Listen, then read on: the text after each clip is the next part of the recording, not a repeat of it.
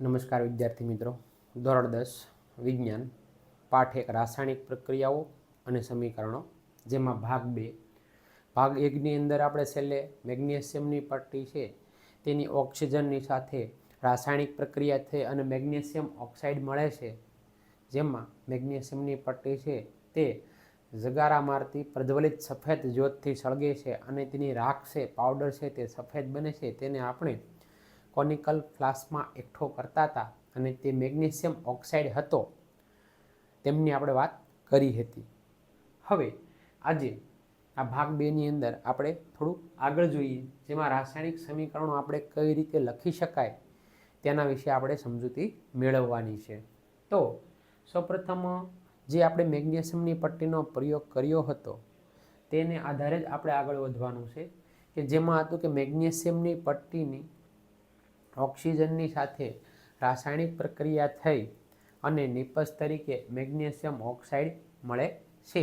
તો આ જે લખાણ છે એ ખૂબ વધી જાય છે. તો જો તેનું ટૂંકું સ્વરૂપ આપણે લખવું હોય તો તેનું શાબ્દિક સ્વરૂપ છે તે રજૂ કરવામાં આવે છે.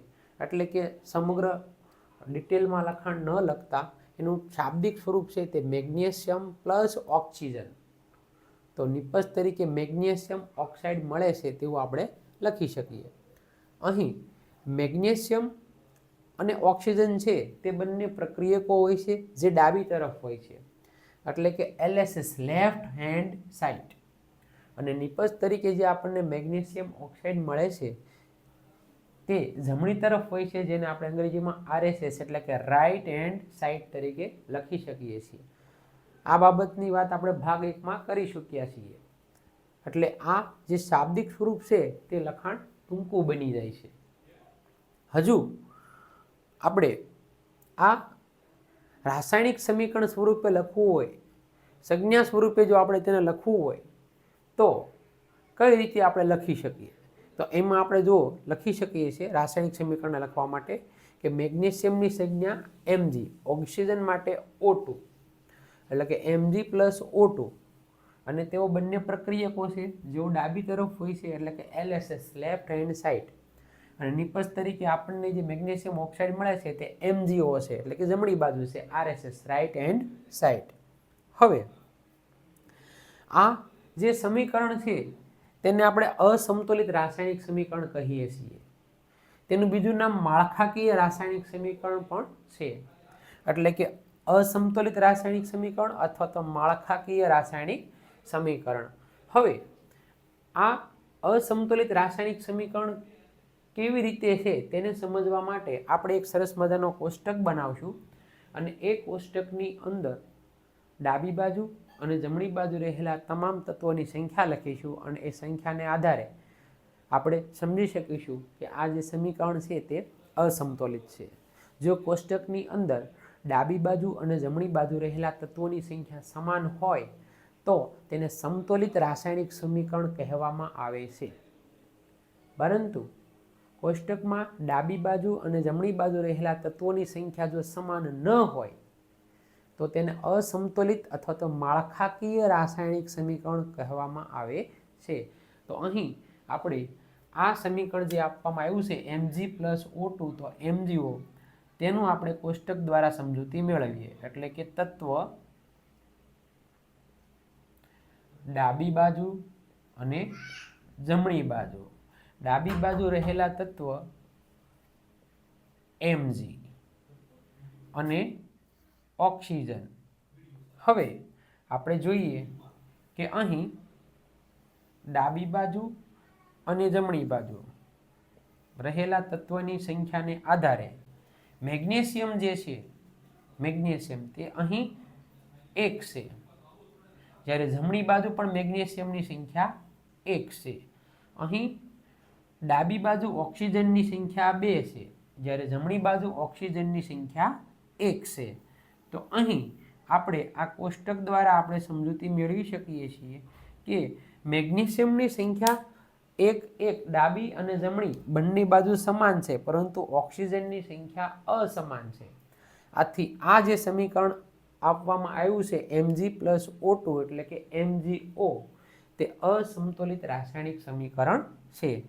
તેને માળખાકીય રાસાયણિક સમીકરણ પણ કહેવામાં આવે છે. ઘણી વખત પરીક્ષામાં આપણને અસમતોલિત રાસાયણિક સમીકરણની બદલે માળખાકીય રાસાયણિક સમીકરણ એવો શબ્દ આપવામાં આવે છે, તો પણ આપણે તેને સમજી જવું જોઈએ કે તે અસમતોલિત જ છે.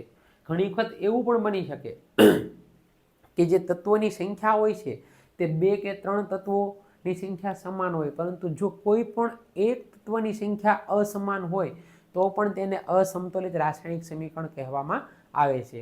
બાળકો, હું તમને આ એટલું વધારે ડિટેલ્સમાં એટલા માટેથી કહું છું કે આપણે ટૂંક સમયમાં તે ભાગ 3ની અંદર આપણે હીટ એન્ડ ટ્રાયલ પદ્ધતિ એટલે કે અસમતોલિત રાસાયણિક સમીકરણને સમતોલિત કરવા માટેના સોપાનો ભણવાના છીએ, જે બોર્ડની પરીક્ષામાં સેક્શન ડીમાં 4 માર્ક્સની અંદર આઈએમપી છે અને તે ખૂબ સહેલું છે. એટલા માટે આ બેઝિક કન્સેપ્ટ જો આપણા મગજમાં ઉતરી જશે તો આપણને એ જે 4 માર્ક્સની હીટ એન્ડ ટ્રાયલ પદ્ધતિ ભણીશું તેમાં કોઈ તકલીફ રહેશે નહીં. અને દરેક વિદ્યાર્થી મિત્રો આ ભાગ 2 જોયા પછી ભાગ 3 છે તેને જોવાનું ચૂકશો નહીં, કેમ કે ખૂબ ઇઝી છે અને 4 માર્ક્સ આપણા અત્યારથી જ કન્ફર્મ થઈ જાય છે બોર્ડની અંદર. એટલા માટે તો આ જે સમીકરણ છે તે અસમતોલિત છે, સંખ્યાના આધારે આપણે નક્કી કરી શકીએ છીએ. હવે અસમતોલિત રાસાયણિક સમીકરણ વિશે વાત કર્યા બાદ 1.1.2 સમતોલિત રાસાયણિક સમીકરણની વાત કરીએ કે જેમાં સૌપ્રથમ આપણને દળ સંચયનો નિયમ છે તે સમજાવવામાં આવ્યો છે. તો દળ સંચયનો નિયમ છે તે આપણે નાના ધોરણોમાં ભણી ચૂક્યા છીએ અને આપણને ખ્યાલ જ છે ઉર્જા સંચયનો જે નિયમ આવતો એની જેમ દળ સંચયનો નિયમ આવે છે કે દળ છે દળ ઉત્પન્ન કરી શકાતું નથી,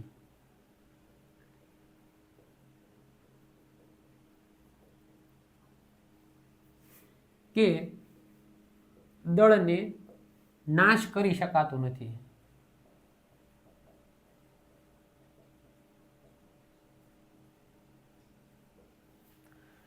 નવું દળ ઉત્પન્ન કરી શકાતું નથી અથવા તો તેનો નાશ કરી શકાતો નથી.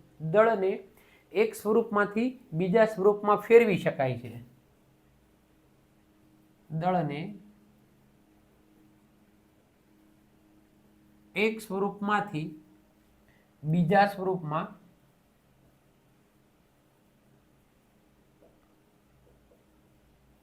ફેરવી શકાય છે. વિશ્વમાં રહેલ કુલ દળનો જથ્થો અચળ રહે છે. જેમ ઉર્જાનો જથ્થો અચળ રહે છે એવી જ રીતે વિશ્વમાં રહેલ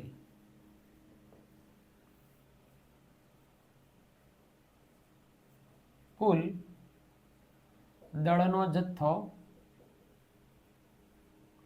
અચળ રહે છે.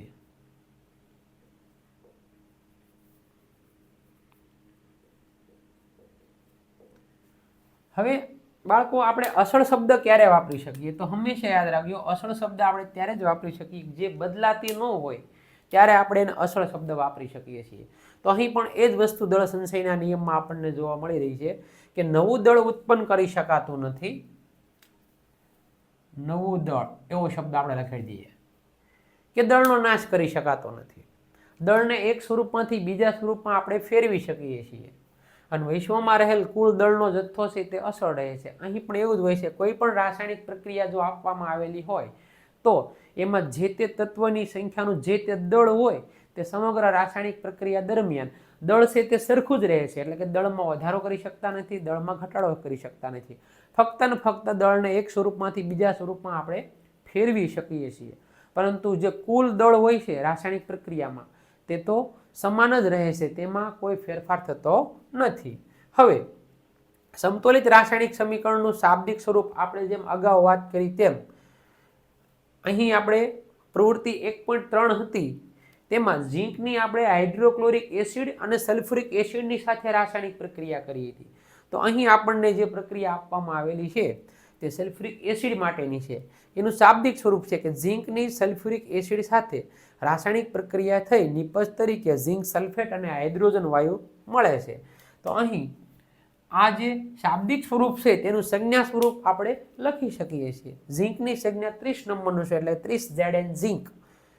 સલ્ફ્યુરિક એસિડની H2SO4 થાય અને ઝિંક સલ્ફેટ એટલે કે ZnSO4 હાઇડ્રોજન એટલે કે H2 મળે છે. તો આ તેનું સંજ્ઞા સ્વરૂપ થઈ ગયું. આ પ્રક્રિયાનું વર્ણન આપણે ભાગ 1 ની અંદર ભણી શક્યા છીએ. છતાં હું એક વખત બોલી દઉં કે ઝિંકની સલ્ફ્યુરિક એસિડની સાથે રાસાયણિક પ્રક્રિયા થઈ નિપજ તરીકે ઝિંક સલ્ફેટ અને હાઇડ્રોજન વાયુ મળે છે. અહીં ઝિંક અને સલ્ફ્યુરિક એસિડ બંને ડાબી તરફ હોય છે એટલે કે તે પ્રક્રિયકો હોય છે, અને ઝિંક સલ્ફેટ અને હાઇડ્રોજન વાયુ તે નિપજ તરીકે મળે છે, તે જમણી બાજુ હોય છે. હવે આ સમતોલિત રાસાયણિક સમીકરણ છે કે નહીં તેને ચકાસવા માટે જેમ આપણે અહીં એક કોષ્ટક બનાવ્યું હતું તેવું જ આપણે એક અહીં કોષ્ટક બનાવી દઈએ, અને તેના આધારે આપણને તરત ખ્યાલ આવી જશે કે આ જે સમીકરણ છે તે સમતોલિત છે કે અસમતોલિત છે. એટલે કે તત્વ તેની ડાબી બાજુ, તેની જમણી બાજુ.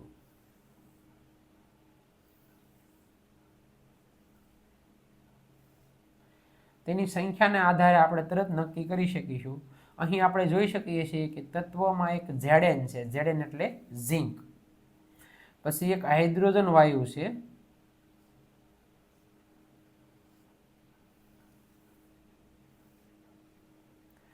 H2SO4 એક સલ્ફર છે તત્વ તરીકે, અને એક ઓક્સિજન છે તત્વ તરીકે. તો આ પ્રકારે એક સરસ મજાનો કોષ્ટક આપણે બનાવી શકીએ છીએ, અને ડાબી બાજુ અને જમણી બાજુ રહેલા તત્વોની સંખ્યા છે તેને નોંધી શકીએ છીએ. તો અહીં આપણે જોઈ શકીએ છીએ કે ડાબી બાજુ જે છે તીરની આ બાજુ હોય છે તેને ડાબી બાજુ કહેવામાં આવે છે, અને પ્રક્રિયકો અને નિપજોની વચ્ચે અગાઉ ભાગ 1 ની અંદર વાત થઈ તે મુજબ કે તીરની નિશાની હોય છે. આ જે ભાગ છે તીરની નિશાની પ્રક્રિયકો અને નિપજોની વચ્ચે, આ જે ભાગ છે તેને અગ્રભાગ કહેવામાં આવે છે, અને અગ્રભાગની જે દિશામાં હોય એ દિશામાં રાસાયણિક પ્રક્રિયા થઈ છે ને તેવું આપણે કહી શકીએ છીએ. બે પ્રક્રિયકો અથવા તો બે નિપજોની વચ્ચે પ્લસની નિશાની હોય છે, અને તીરનો અગ્રભાગ જે દિશામાં હોય તે દિશામાં રાસાયણિક પ્રક્રિયા થઈ હોય તેવું આપણે કહી શકીએ છીએ. ડાબી બાજુ હોય એને LSS એટલે કે લેફ્ટ હેન્ડ સાઈડ, અને જમણી બાજુ હોય તેને RSS એટલે કે રાઈટ હેન્ડ સાઈડ તરીકે આપણે ઓળખીએ છીએ. તો આ કોઈ પણ રાસાયણિક પ્રક્રિયામાં આ આટલી બાબત છે તે કોમન હોય છે, અને આપણે તે હંમેશા ફરજિયાત સાંભળી અને સમજવાની છે, યાદ રાખવાની છે. હવે અહીં આપણે દરેક તત્વની નોંધ કરીએ કે ઝિંક છે તે ડાબી તરફ 1 છે, ZnSO4 અહીં પણ જમણી બાજુ પણ ઝિંક કેટલા છે? 1 છે. હાઇડ્રોજન છે તે ડાબી તરફ તેની સંખ્યા 2 છે, જ્યારે જમણી તરફ પણ તેની સંખ્યા 2 છે. સલ્ફર ડાબી તરફ તેની સંખ્યા 1 છે, જમણી તરફ પણ તેની સંખ્યા 1 છે. ઓક્સિજન ડાબી તરફ તેની સંખ્યા 4 છે, જ્યારે જમણી તરફ પણ તેની સંખ્યા 4 છે.